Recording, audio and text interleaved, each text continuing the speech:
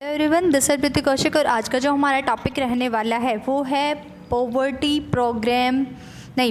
Alleviation programmes. यानी कि हमने ऐसे प्रोग्राम स्टडी करने जिनकी वजह से हम चाहते हैं कि हमारी पॉवर्टी ख़त्म हो जाए। उससे पहले हमने कुछ स्टेप्स और कुछ मेज़र किए थे कि गवर्नमेंट ने क्या इनिशिएटिव्स लिए हैं, क्या स्टेप्स उठाए हैं पॉवर्टी को ख़त्म करने के लिए। और आज जो हमने स्टडी करना है वो स्टडी करना है हमारे PAPs यानी कि पॉवर्टी एलिविएशन प्रोग्राम्स। एक क्रिटिकल असेसमेंट दे रखी है, कहता है study conducted to evaluate the performance PAP suggest that there have been some noticeable changes over time.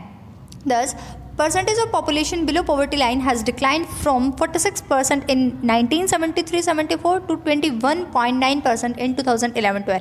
क्या कहना चाहता है? कहता है पॉवर्टी प्रोग्राम एलिविएशन, ठीक है, अप्लाई होने के बाद क्या हुआ, जैसे ही पॉवर्टी एलिविएशन प्रोग्राम अप्लाई किए गए तो वो जो बिलो पॉवर्टी लाइन थी पॉपुलेशन वो कम होती चली गई। अगर हम बात करें 1973-74 के अंदर तो वो 46% थी और 2011-12 के अंदर जब हमने डाटा देखा तो वो 21.9% रह गई।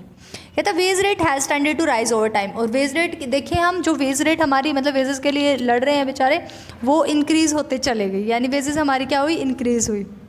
उसके बाद आता है हमारा कि PAP फेल हो गए कुछ डिलीवर करने के लिए, यानी डिज़ायर रिजल्ट। कहते हैं उसके बावजूद भी जो PAP थी हमारे पॉवर्टी एलिविएशन प्रोग्राम, वो हम डिज़ायर रिजल्ट तक पहुंचने में असफल रहे। कॉजेज़ क्या थे? कहते हैं the administration and concern staff were inefficient and could not work efficiently because of complex processor involve.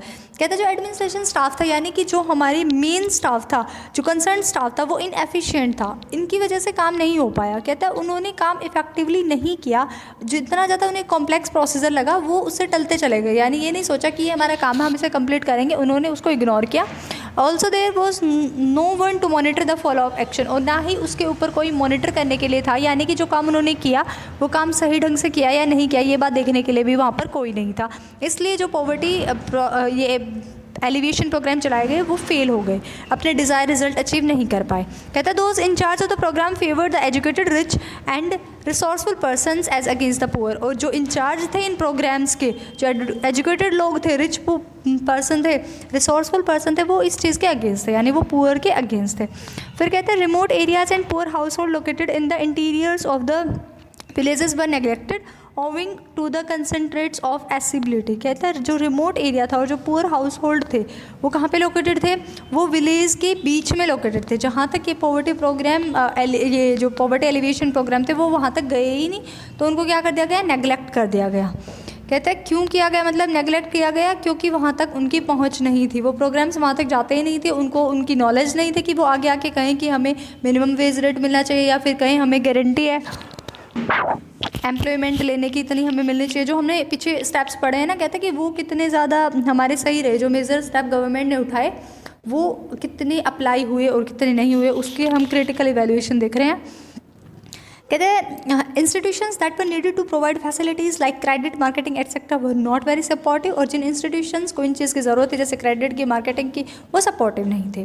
Poor की डेफिनेशन क्लियर नहीं थी बहुत सारे लोगों को, और नॉन पुअर इन प्रोग्राम्स का फ़ायदा उठाते रहे, जिनको नॉलेज मिलती रही वो पुअर बन के इन प्रोग्राम्स का फ़ायदा उठा गए। कहते हैं powers groups in the villages started exercising control over delivery mechanism of the poverty. जो पावर ग्रुप था विलेजेस में, उन्होंने शुरू कर दिया कंट्रोल करना। किस चीज़ में कंट्रोल करना? डिलीवरी मैकेनिज्म, पॉवर्टी का जो डिलीवरी मैकेनिज्म था उसके ऊपर काम करना शुरू किया। As a result there was a large scale leakage in the industry package and the poor received only a fragmented of the aid unmarked for them. जो पावर ग्रुप थे, यानी कि जो रिच पर्सन थे, जिनके पास पावर थे, जिनके पास सारे रिसोर्सेज थे कि कहाँ से इन्फॉर्मेशन आते, सब कुछ पता था कि क्या क्या प्रोग्राम बनाए गए हैं पुअर लोगों के लिए, उन्होंने इनका फ़ायदा उठा लिया।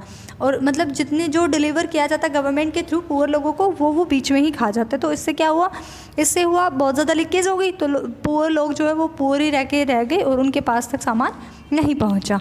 The PAPs were largely government sponsored program and lacked participation of the people. लोगों का पार्टिसिपेशन कम होता था। The strategy of PAPs was not linked with the overall development strategy and did nothing to modify the overall functioning of the economy which is the root cause of poverty. कहता है जो PAP की strategy थी वो link ही नहीं की गई, जो ओवरऑल डेवलपमेंट थी स्ट्रेटजी उसके साथ लिंक नहीं की गई, तो इसकी वजह से जो ओवरऑल फंक्शनिंग थी इकोनॉमी की उसके साथ अगर उसका कोई लिंक ही नहीं तो अच्छे से काम नहीं कर पाएगी, और यही कारण था कि पॉवर्टी बढ़ती चलेगी।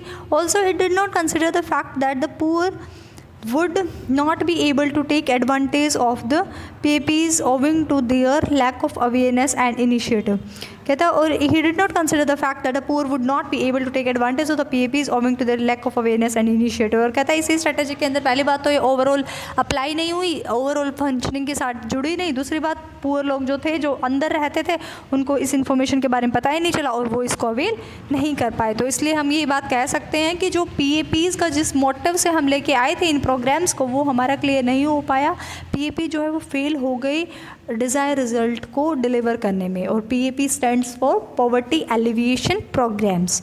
तो हम लास्ट में कह सकते हैं कि वैसे अर्जेंट नीड थी PAP को इफ़ेक्टिव बनाने के लिए और मीनिंगफुल बनाने के लिए। कहता है कोई डाउट नहीं इस बात में कि गवर्नमेंट ने एक ह्यूज अमाउंट स्पेंड किया मनी का पॉवर्टी एलिविएशन प्रोग्राम्स पे, लेकिन उसके बावजूद भी डिज़ायर रिजल्ट्स वो वहाँ से नहीं निकाल पाए।